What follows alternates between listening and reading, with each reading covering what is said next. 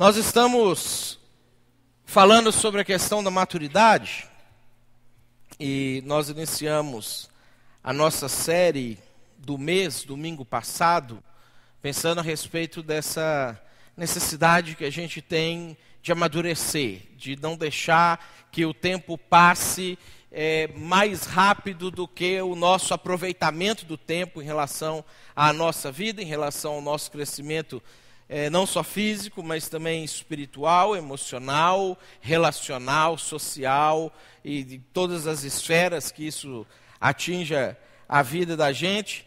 E a proposta da gente refletir sobre isso é porque maturidade ou imaturidade atinge muito a nossa vida espiritual, atinge muito a maneira que a gente se relaciona com as pessoas, atinge muito a maneira como a gente lida com o material, com o dinheiro, com os bens que a gente tem. Então, nós estamos refletindo sobre isso, e aí a gente trouxe para você semana passada um pensamento do Flávio Gicovati, que é um psiquiatra muito conhecido no Brasil hoje, principalmente pela sua atuação na CBN, onde ele define maturidade como atingimento de um estado evolutivo no qual nos tornamos mais competentes para lidar com as dificuldades da vida, ou seja, as dificuldades da vida vêm, isso é inevitável, a gente vai sofrer coisas ao longo da nossa vida e nós não temos como controlar os problemas que surgem para a gente, mas nós temos como controlar a maneira como a gente lida com essas dificuldades e por isso mesmo com maior disponibilidade para usufruir de seus aspectos agradáveis, não das dificuldades da vida. Então, às vezes a gente vai vivendo a nossa vida e por falta de maturidade a gente foca nos problemas, os problemas tomam conta da gente, sufocam a gente, engolem a gente e quando a gente para pensar sobre a vida, a nossa posição é que a vida é ruim. E a proposta de Deus para a gente nunca foi essa desde o início, a gente vacilou por causa do pecado, a gente deu uma estragada na nossa vida, mas a proposta de Deus é que a gente restaure isso, que a gente recupere isso, que a gente consiga aqui nessa vida, inclusive, desfrutar de lampejos daquilo que nós vamos ter na nossa vida eterna, mas a gente, às vezes, atrapalha isso ainda com as nossas ações imaturas.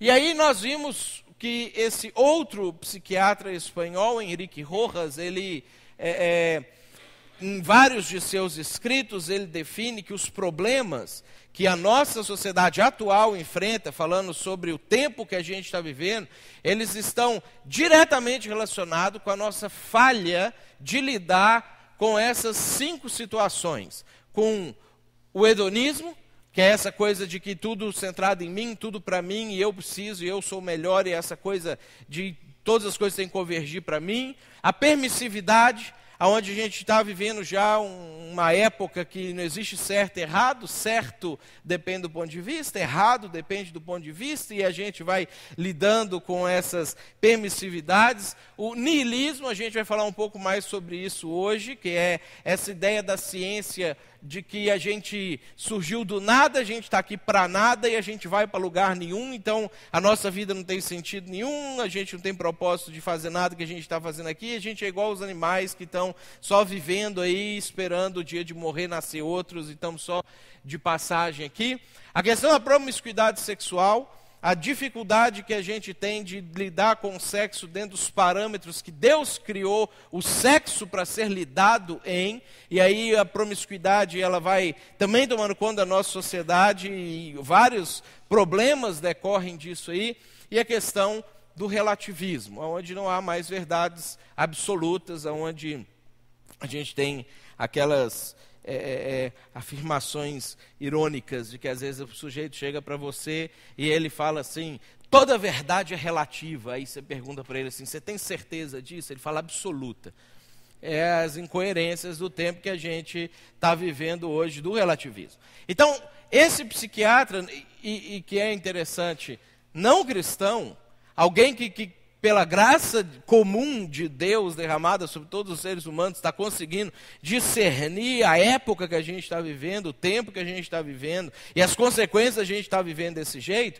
E esse Enrique Rojas, ele definiu 10 características de imaturidade presentes, fortemente presentes, nos nossos dias hoje. Então ele disse que o descompasso entre a idade cronológica e mental, o desconhecimento de si, a instabilidade emocional, pouca ou nenhuma responsabilidade, má ou nenhuma percepção da realidade, ausência de um projeto de vida, falta de maturidade afetiva, falta de maturidade intelectual, pouca educação da vontade, critérios morais e éticos instáveis. Ele define essas 10 características, a gente detalhou um pouco mais já no domingo passado, ele define essas 10 características como sendo as principais características de maturidade dos nossos dias, do tempo que a gente está vivendo hoje. E aí, nós vimos em Lucas 2,52 que no oposto disso, nós temos Jesus como nosso modelo de amadurecimento. Lucas, quando ele está falando sobre a infância, a juventude e o crescimento e o desenvolvimento de Jesus, ele diz que Jesus crescia em sabedoria, em estatura, em graça, diante de Deus e dos homens. E a gente viu também na semana passada que crescer em estatura, você também, Biga, todos nós crescemos. Crescer em estatura, você vai crescer. O crescer em estatura é você envelhecer, é a sua idade biológica ir avançando. Isso você não para, você não define, vou ficar com 30 anos e não avanço disso aqui mais. A gente não tem poder para deter o nosso crescimento, o nosso avanço biológico. Agora, todos os outros crescimentos relacionados que eu coloquei para vocês em amarelo ali, esses nós temos como definir.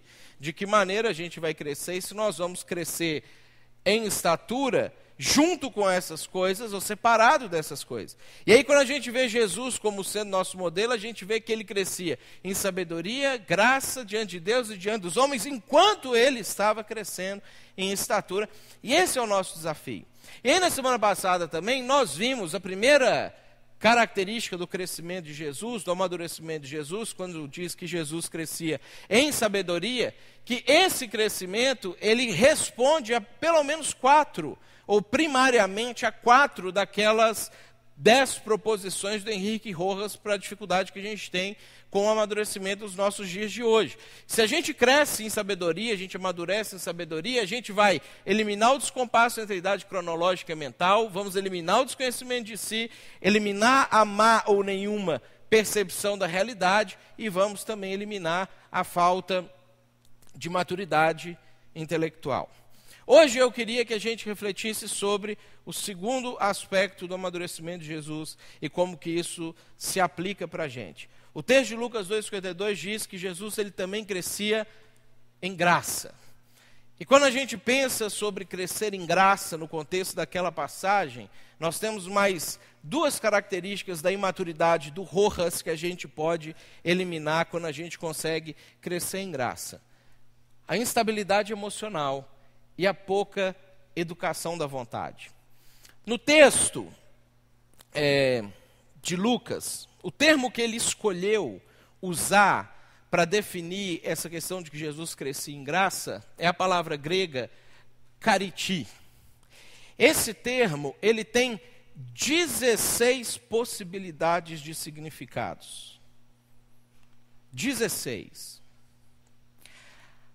Quando a gente analisa esse mesmo termo usado em outras passagens, e aí a gente, para definir qual termo seria melhor aplicado, porque quando a gente pensa sobre graça também, na nossa concepção, a gente tem um monte de coisa que a gente pode colocar dentro desse pacote. Graça é um termo teológico, por exemplo, que comporta de 5 a 7 concepções diferentes. Quando a gente pensa a respeito de graça, na questão política, social, que é quando Paulo toma emprestado esse termo lá originalmente, no início dele, ele tem algumas outras acepções. No nosso dia a dia, quando a gente pensa sobre graça, a gente também aplica outras acepções a isso. Para a gente definir qual é a melhor tradução, ou a melhor escolha para a gente usar esse termo graça, a gente tem uma disciplina dentro da teologia que chama hermenêutica, que a gente tem em outras áreas também, como direito, como história, como outras áreas das ciências humanas que lidam com o texto, que ela traz para a gente um pouco mais de segurança para a gente escolher como que a gente vai fazer a tradução.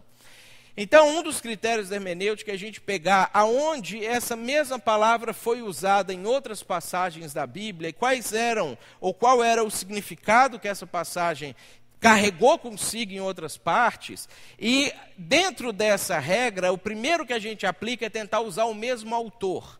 Porque provavelmente a mesma pessoa usa o mesmo termo com o mesmo significado. É mais fácil isso acontecer. Quando a gente busca a outra passagem que Lucas aplica esse termo, a gente vai encontrar lá em Atos 2, 47, que é quando ele diz que a igreja caía na simpatia do povo. Essa é uma tradução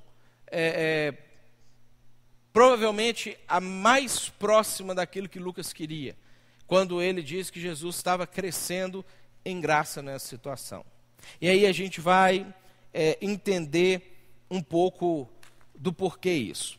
Quando nós somos crianças, ou seja, imaturos, nós não temos nenhum tipo de preocupação se aquilo que a gente faz, aquilo que a gente diz, a maneira como a gente se comporta, vai ferir uma pessoa ou não. Quando a gente é criança, a gente não tem nenhuma preocupação em desagradar alguém dizendo não, ou virando as costas, ou não fazendo alguma coisa. Você vai talvez lembrar que provavelmente quando você foi criança, eu fiz isso, você deve ter falado coisas para sua mãe ou para o seu pai, ou para a pessoa que criou você, que magoou eles profundamente. Eu lembro de já ter dito para os meus pais, por exemplo, que eu não pedi para nascer, e que eles que me colocaram no mundo, então eles é que tinham agora a responsabilidade do sofrimento que eu estava passando. Você imagina o sofrimento que devia ser quando eu estava vivendo aquilo ali. Eu não estava nem um pouco preocupado quando eu era criança se aquilo ia machucar ou não ia machucar. Quando mais pequenininho ainda não tinha ganhado algumas varadinhas e algumas correções, eu não me preocupava se alguém me chamava para me cumprimentar, se eu ia virar a cara e não ia cumprimentar, ia fazer o que eu estava com vontade de fazer, e a pessoa, se ela ia gostar ou não ia gostar. Uma das características da imaturidade infantil é que a gente não liga a mínima para as outras pessoas. A gente não se importa com o que vai acontecer, ou quais são as consequências, os sentimentos dos outros em relação àquilo que a gente faz. E aí eu queria te fazer essa pergunta. Você se importa com a opinião do outro? É uma pergunta um pouco complicada, às vezes, da gente responder, porque, assim, ela não importa o que você responde, pode estar certo, e não importa o que você responde, pode estar errado. Se você falar sim, eu me importo, você pode estar errando ou acertando com essa resposta. Da mesma maneira como se você dizer não a essa pergunta, você pode estar errando, você pode estar acertando com essa resposta. Porque o que vai importar aqui, que vai trabalhar nessa questão a respeito da nossa maturidade, é por que você responde sim ou não para essa resposta, para essa pergunta. Qual é a sua motivação para responder isso? Porque se você responde sim, eu me importo com a opinião dos outros, porque a minha autoestima, a minha identidade é totalmente baseada no que os outros pensam de mim, e qualquer crítica que eu recebo, qualquer coisa que alguém fala mal de mim, qualquer coisa que alguém me contradiz, eu fico mal, eu acho que eu não tenho valor nenhum, que eu não presto para nada, que eu não sirvo para viver, então a sua resposta sim é uma resposta ruim. Ela não é uma resposta de maturidade, porque essa motivação não é a motivação adequada para você se importar com a opinião de uma outra pessoa.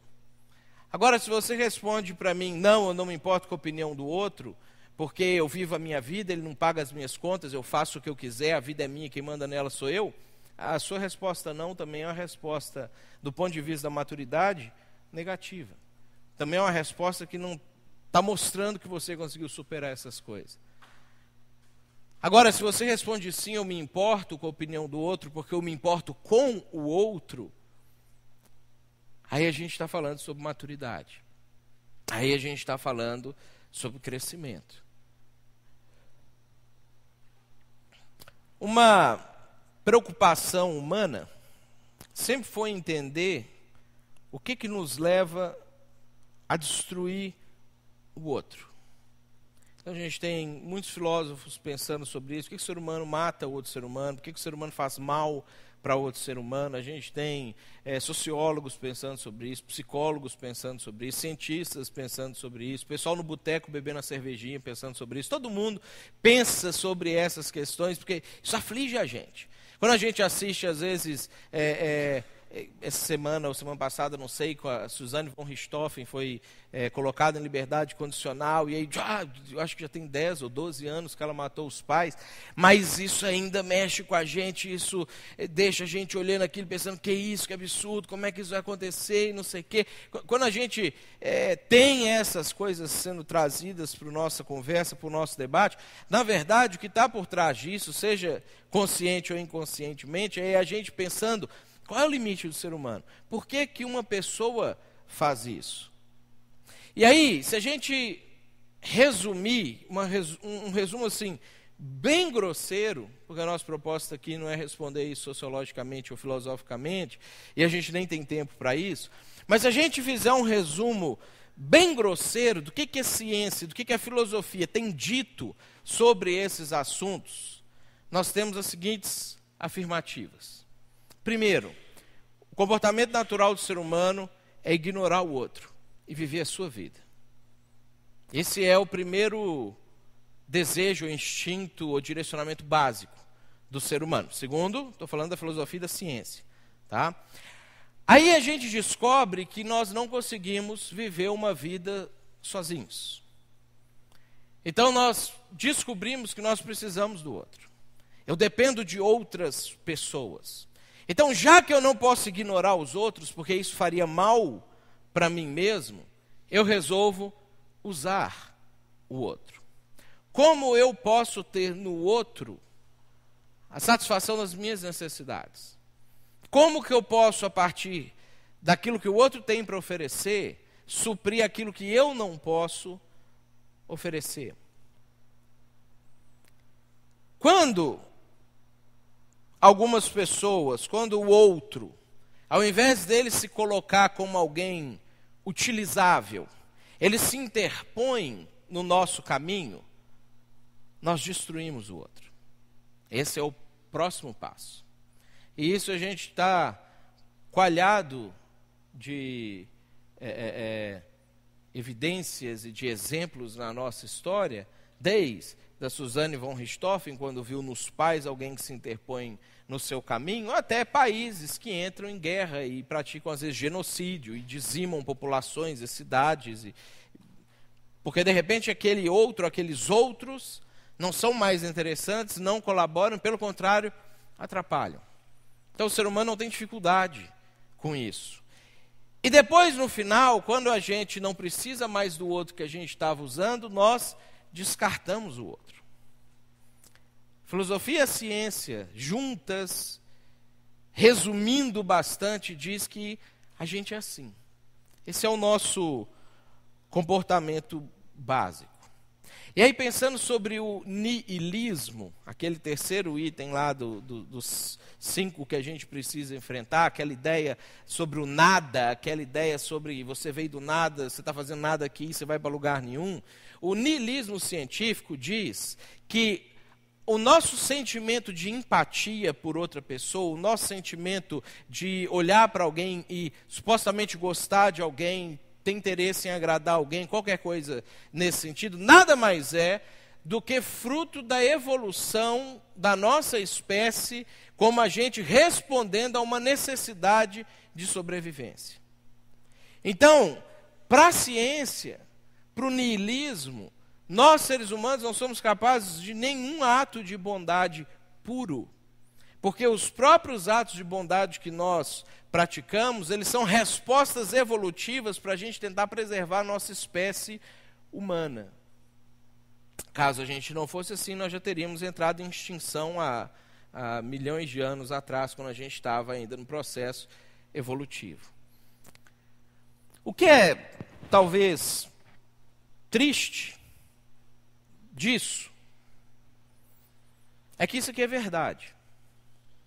Não a partir dos pressupostos da ciência ou da filosofia. Mas a observação do comportamento humano que levou os cientistas e os filósofos a falar sobre isso aqui são observações verdadeiras. São observações realmente comportamentais nossas. E a Bíblia fala sobre isso lá em Romanos, no capítulo 3, a partir do versículo 9, para quem quiser acompanhar na sua versão.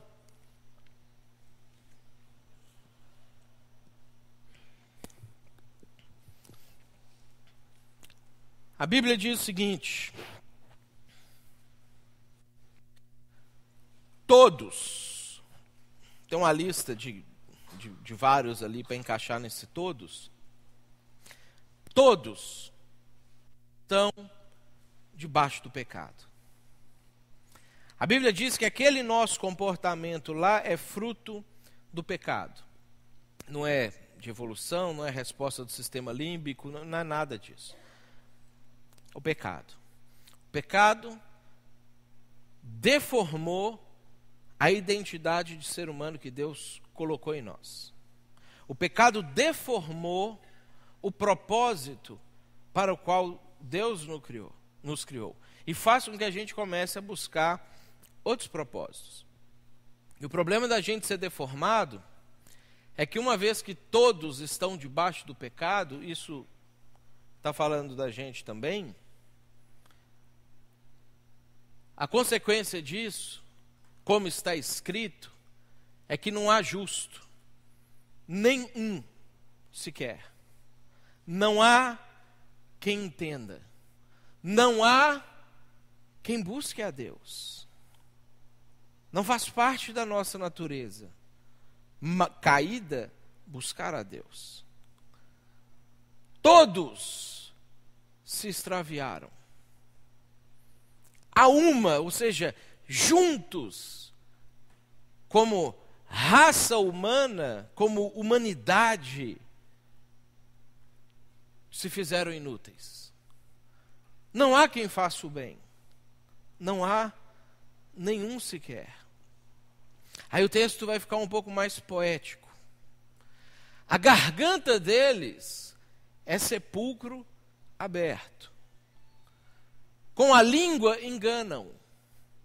Veneno de víbora está nos seus lábios. A boca, eles têm cheia de maldição e de amargura. Para pensar nas coisas que você falou essa semana. Para pensar nas palavras que saíram do seu lábio nessa semana. Você conseguiu passar a semana inteira sem uma reclamação da vida? Ou sem amaldiçoar, ou praguejar, ou diminuir alguém? Acho que se a gente pensar nos nossos políticos, a gente já perde nisso aqui. Difícil, né? Passar, às vezes, uma semana, não é com a boca, com os dedinhos, ou de alguma outra maneira que a gente criou tecnologicamente para usar outros meios a gente amaldiçoar e falar coisas amarguradas. São os seus pés velozes para derramar sangue. Essa passagem que é interessante porque ela fala sobre coisas que você está pronto para fazer e coisas que você assim fica um pouco relutante. Às vezes para fazer um negócio errado, a gente está pronto para aquilo ali. Surgiu uma oportunidade, surgiu um momento, alguém fez o convite, legal, estou pronto. Às vezes fazer um negócio certo, não sei se eu tenho energia para isso. Tem que pensar, tem que planejar. Para que o pé está pronto? Veloz. Nos seus caminhos há destruição e miséria, porque desconhece o caminho da paz. Não há, a gente falou sobre isso semana passada, falamos sobre isso nos nossos grupos essa semana, temor de Deus diante dos seus olhos. Esse aqui é o retrato da Bíblia a respeito do retrato da ciência, sobre quem nós somos. Então, percebe, a conclusão final, ela não é diferente. O que a ciência e a filosofia dizem a nosso respeito, a Bíblia também diz a nosso respeito. Que nós ignoramos o outro, descobrimos que precisamos, procuramos usar, destruímos quem se interpõe, descartamos o outro. Isso faz parte da maneira como a gente tem vivido no mundo. A diferença é que a Bíblia aponta outra origem. Porque a Bíblia, diferente da ciência, acredita que nós temos um propósito de estar aqui. Nós somos colocados aqui com um objetivo. A gente não surgiu aqui absolutamente do nada. E é justamente por causa desse ponto de partida que a Bíblia apresenta a resposta para a gente. Coisa que a ciência e a filosofia não conseguem apresentar. Porque quando a ciência e a filosofia trabalham esses problemas que a gente tem, esse problema do ser humano ser desse jeito aqui, ele fala assim, bom, é assim por causa disso, mas como que a gente deixa de ser? Não tem resposta para como que a gente deixa de ser.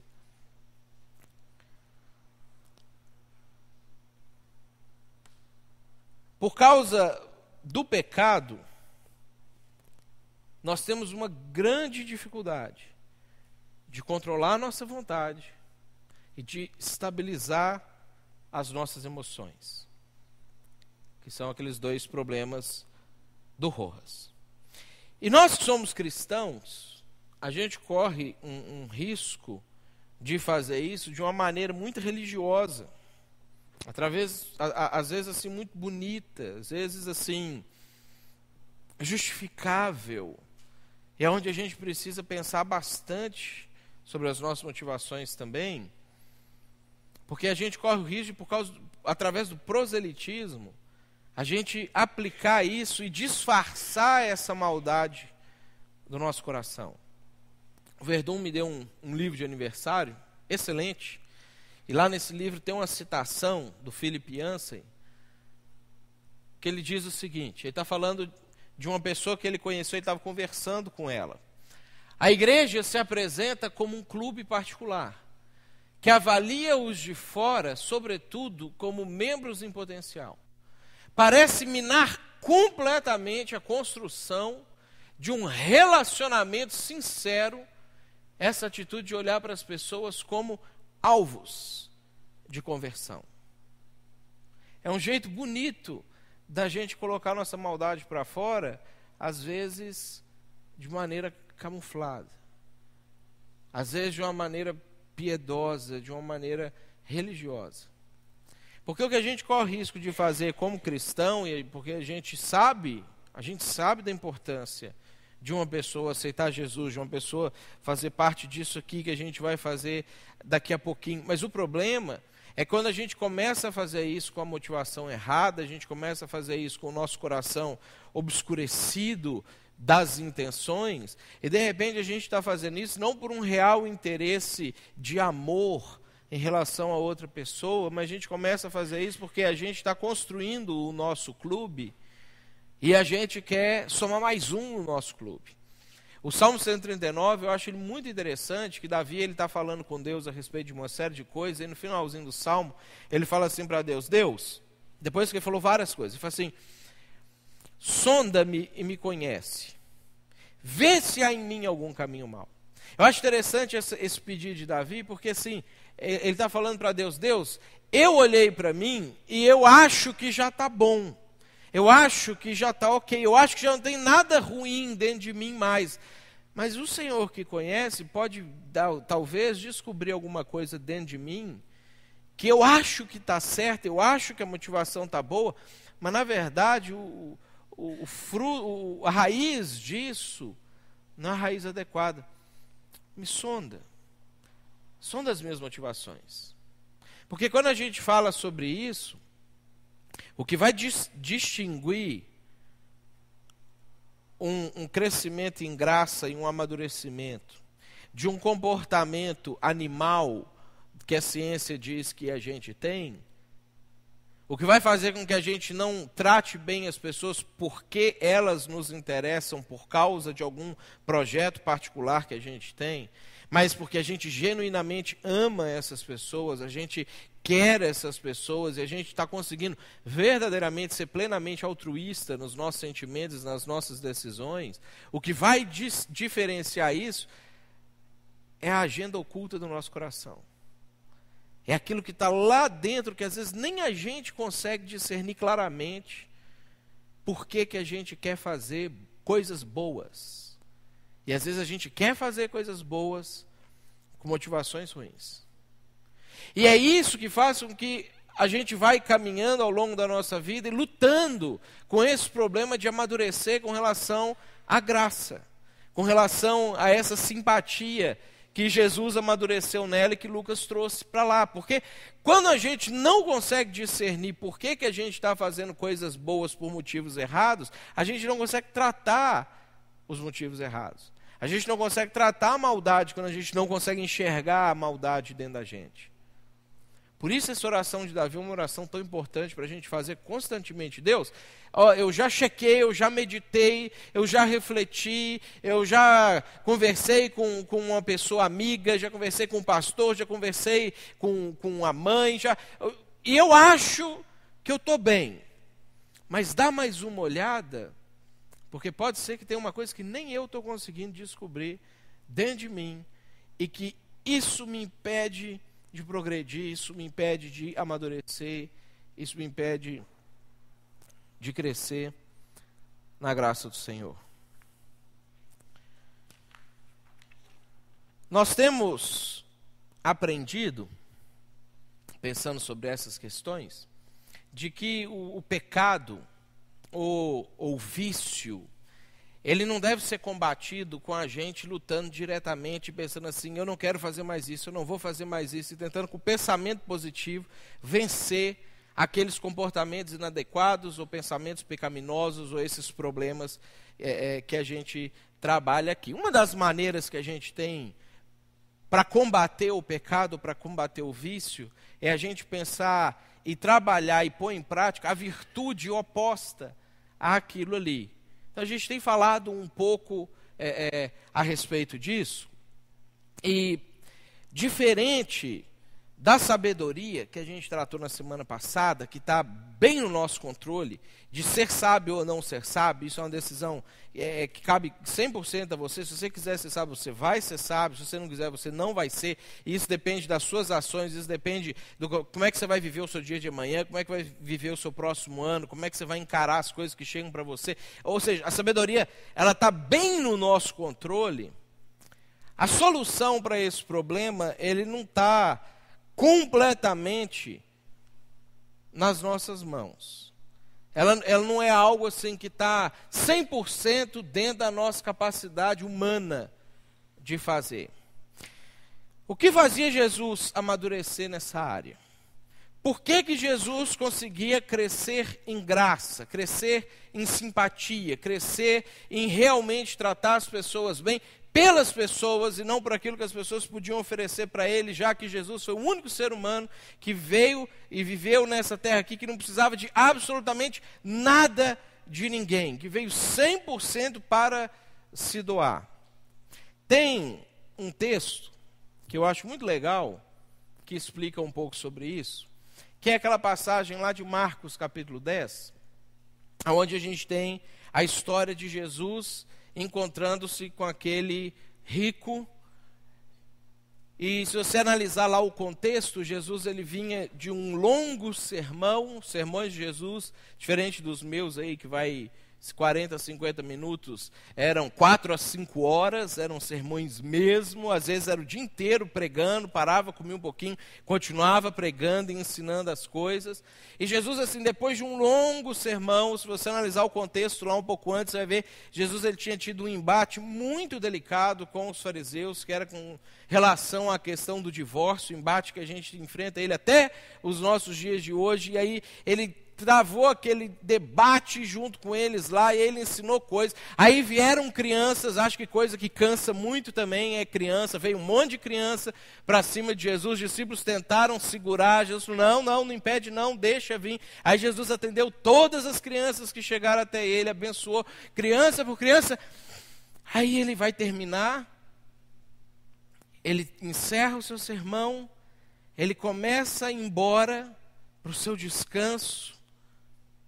Aí chega um sujeito e fala assim, mestre, o que eu posso fazer de bom para herdar a vida eterna?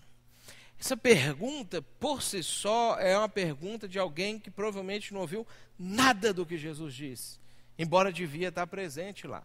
Eu fico imaginando a frustração de Jesus nessa situação. Porque às vezes eu que estou longe de Jesus, né, me dá uma frustração quando às vezes eu explico, a pessoa vem e me pergunta a mesma coisa que eu acabei de explicar, e assim, onde é que você estava a hora que eu estava falando sobre esse assunto?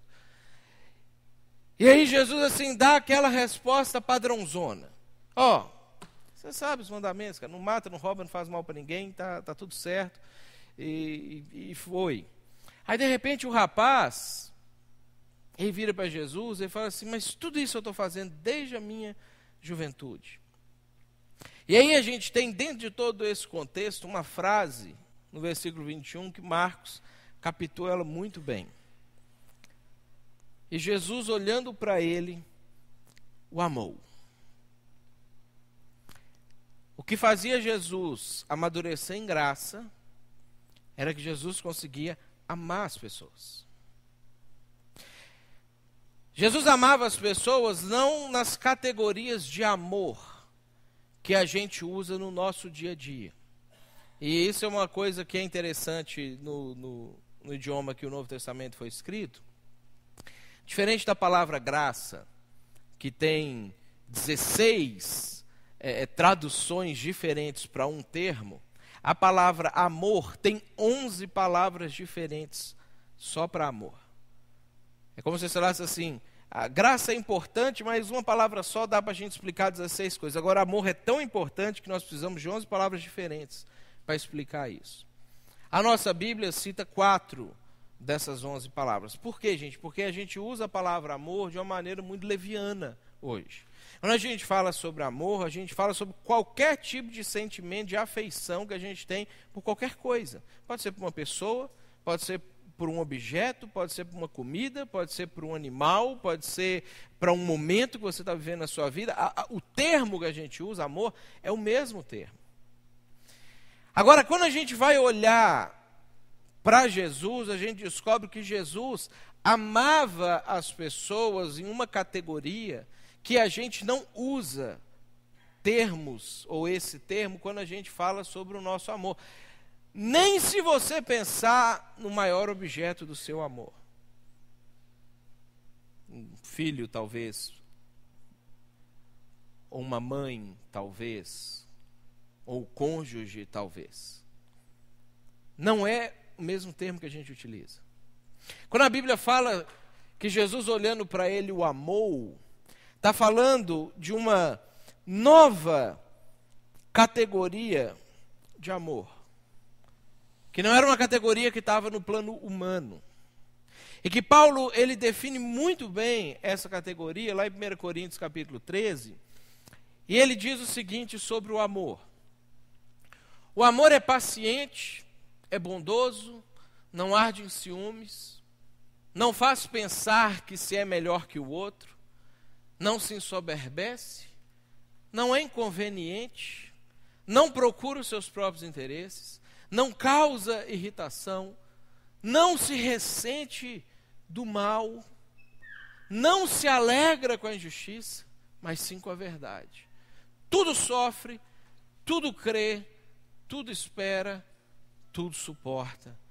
O amor jamais acaba.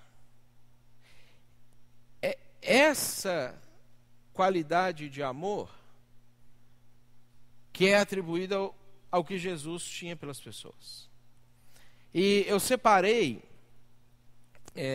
essas características em azul e em amarelo, talvez para a gente conseguir ter uma visão mais didática da coisa. Pensando sobre o que a gente está trabalhando hoje, sobre o problema da estabilidade emocional e o problema do descontrole da vontade, o azul estabiliza as nossas emoções. Quando você ama, as suas emoções são estabilizadas pela bondade, o ciúme. Isso não passa a não ser um problema para você.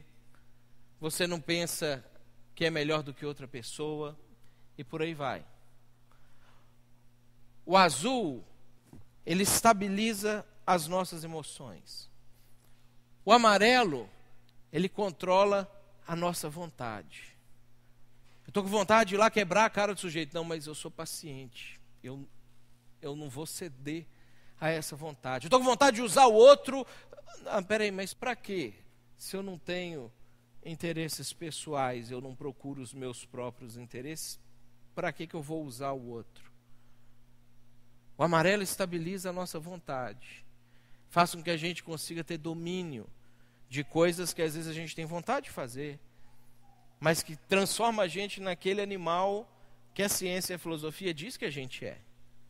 Mas quando a gente consegue estabilizar a nossa vontade, quando a gente consegue estabilizar as nossas emoções, quando a gente ama, a gente deixa de ser o que a ciência chama de ser humano e a gente passa a ser o que Deus chama de ser humano.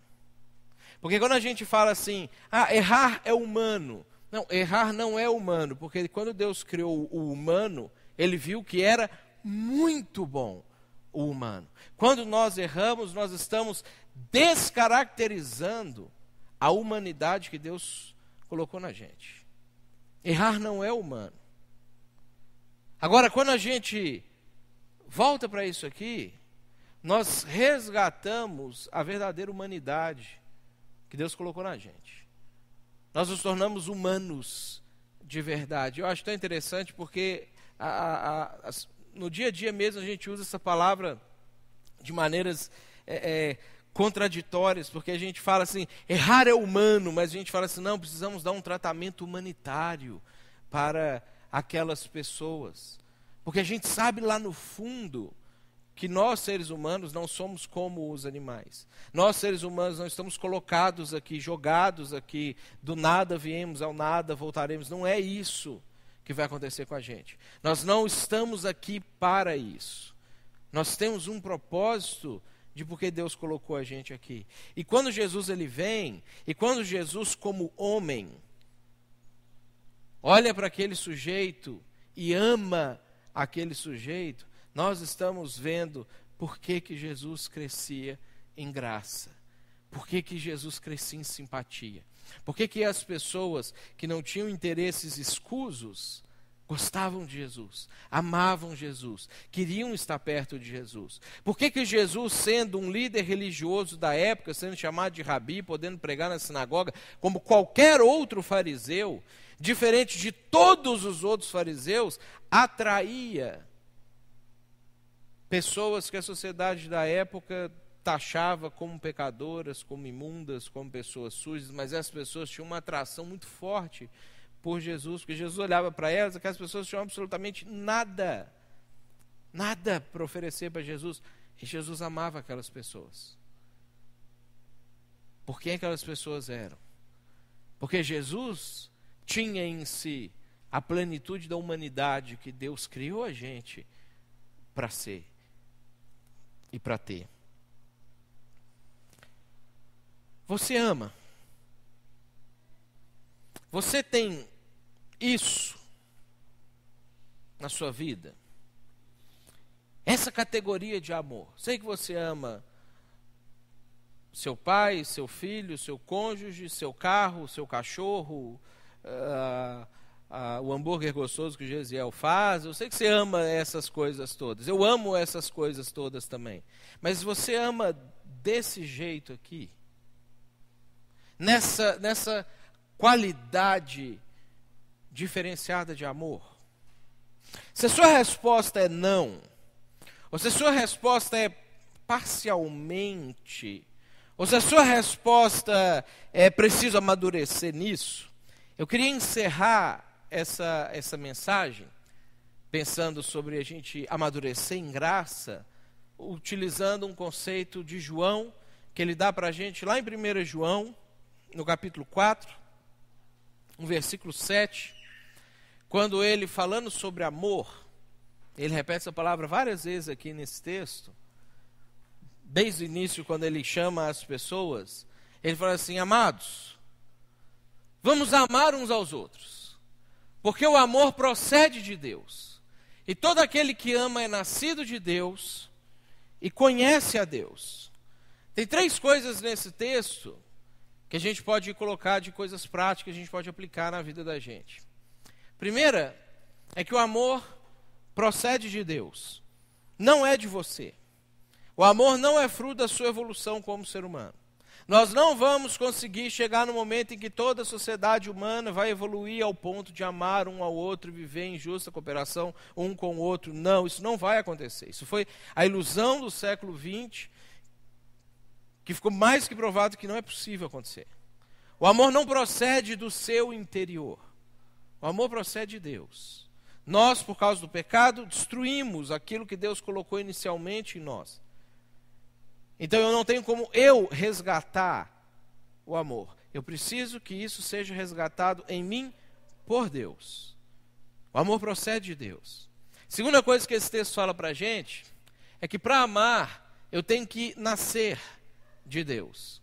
E esse é a grande diálogo que Jesus teve com Nicodemos, que João captou, porque ele registra para a gente lá no Evangelho de João, no capítulo 3. É o único que pegou essa ideia. Quando Jesus ele vira para o Nicodemos, que era um líder religioso da época, seria um bom crente na época, ele chega para Jesus e ele fala assim, eu sei que você vem da parte de Deus, que você é mestre mesmo, que você diz as coisas que devem ser ditas mesmas, e Jesus interrompe esse momento de vários elogios de Nicodemos para ele, e fala assim, Nicodemos, assim, se você não nascer de novo, não adianta nada. Aí Nicodemos entra em parafuso. Aí Nicodemos fala assim, Senhor, eu sou velho. Como é que eu vou nascer de novo?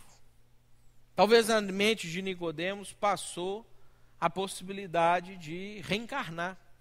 Será que eu tenho que reencarnar, Senhor? Será que eu tenho então que vir numa nova vida? Jesus, não. Então que coisa ridícula, eu vou voltar para o ventre da minha mãe? Jesus disse, não, Nicodemos. Você precisa nascer de Deus. Você precisa nascer da água e do Espírito. Você precisa renovar completamente o seu interior, dar um reset na linguagem da computação, ou reset, se a gente for falar bonitinho, igual devia ser. Você precisa assim, zerar tudo e começar de novo, a partir de Deus. Os seus pensamentos, os seus desejos, a sua orientação para a vida, ela precisa zerar e ela precisa começar de novo. Jesus está falando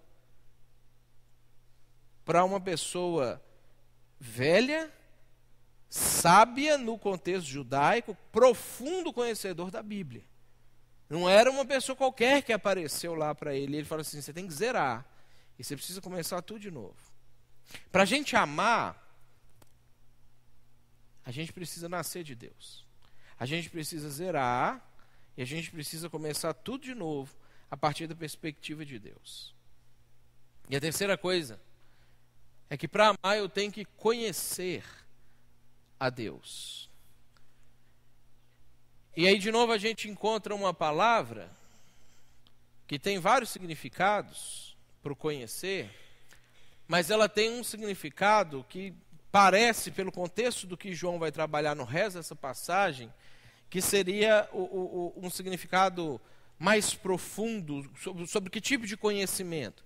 Porque a gente sabe pela Bíblia, que ensina isso para a gente, que simplesmente conhecer intelectualmente Deus não faz nada, não produz nada na gente. A gente pode ser um profundo conhecedor, como era Nicodemos, e isso não ter efeito nenhum na vida da gente. Mas tem um significado para essa palavra, gnoskei, que é a palavra, o termo perceber. Parece que João, ele está querendo chamar a atenção no início aqui, depois você vai ver isso no decorrer do texto, que para eu amar, depois que eu entendo que isso procede de Deus e que eu zero e começo de novo, eu preciso começar a perceber Deus na vida da outra pessoa. Eu preciso começar a perceber Jesus na vida da outra pessoa. Jesus falou sobre isso. Os apóstolos falaram sobre isso. Porque, contrapondo o niilismo científico, o ser humano, ele é a obra-prima de Deus. Ele é o objeto do amor de Deus. Quando a gente vê a Bíblia, Deus falando que a gente não pode matar outra pessoa, não é controle social para a gente não se dizimar. Porque Deus está falando assim, o ser humano ele é muito precioso para você ir lá e acabar com ele. Eu amo ele demais. Você não pode simplesmente ir lá e acabar com ele. Quando a Bíblia fala que a gente não pode falar mal das outras pessoas, não é simplesmente porque Deus não quer que a gente fique pensando nessas bobagens e não sei o que, não. É que Deus fala assim, essa pessoa ela é muito importante para mim, para você estar derrubando a imagem dela, falando mal dela. Ele é muito importante para mim. Quando a gente começa a perceber Deus na vida das pessoas, óbvio, depois que a gente nasceu de Deus, porque senão a gente não consegue amar nem Deus, a gente consegue amar as pessoas. E a gente começa a crescer em graça. E a gente vai ter o nosso tempo agora da ceia, chamar tanto o pessoal da música quanto os diáconos aqui na frente. E eu queria que esse momento de reflexão nossa, ela fosse a partir disso aqui que a gente falou agora. Como é que está o amor para você? Como é que está isso dentro de você? Como é que está a maneira de você olhar para o outro, de você enxergar o outro, de você perceber ou não perceber Deus na vida da outra pessoa? Como que você pode fazer para que isso cresça dentro de você? A Bíblia diz que na noite Jesus foi traído, ele tomou o pão, deu graças, deu para os discípulos, depois ele tomou o cálice, deu graças, deu para os discípulos, e disse, vocês vão comer isso, vocês vão beber isso em memória de mim. Paulo diz que todas as vezes que a gente faz isso, nós estamos anunciando a morte de Jesus, até que ele venha.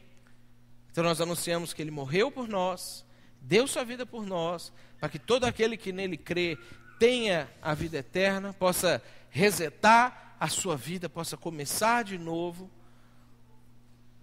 E ele ressuscitou, garantindo para a gente que ele venceu o pecado, e ele vai voltar para a gente.